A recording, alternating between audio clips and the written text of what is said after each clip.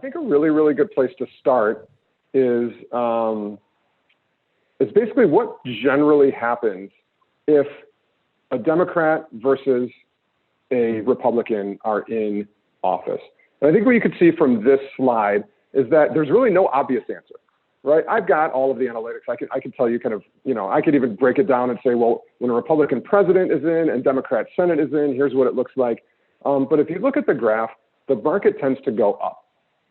So whether there's a Democrat or whether there's a Republican, the market is again, the dynamicism of the U.S. companies is still there, and the market does just tend to go up. So as you can see, both of them pretty good. The key is to stay invested. The people that really kill themselves, and I've seen this, my career started in 1999, so I've seen the dot-com bust of 2000, over March of 2000. I've seen the September 11th, big drop after the terrorist attacks. I've seen the 08 crisis, and now I've seen this.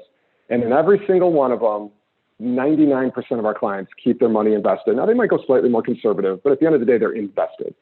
And that is what I think is the smart thing to do. What you want to avoid is the complete pullout, right, where you just go to cash. That's always a mistake. We actually did a really good job with it.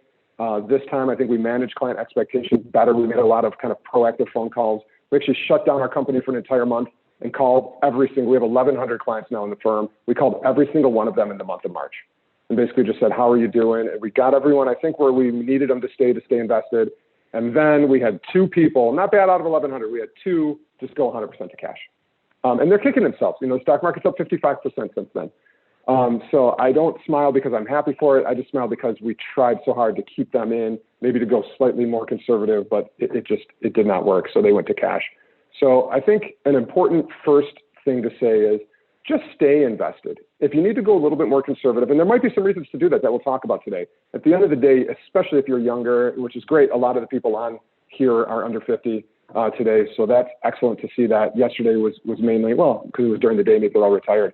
And what we're going to do today is prognosticate and say, we think the market's going to be up 11% if this happens or down 6% if that happens. What we're going to mainly talk about are giving you as people who have investments and us as the people that are helping you manage them, just give you some of the guideposts that we're looking for. Whereas if we start to see certain things happen, then we will make some pretty substantial changes.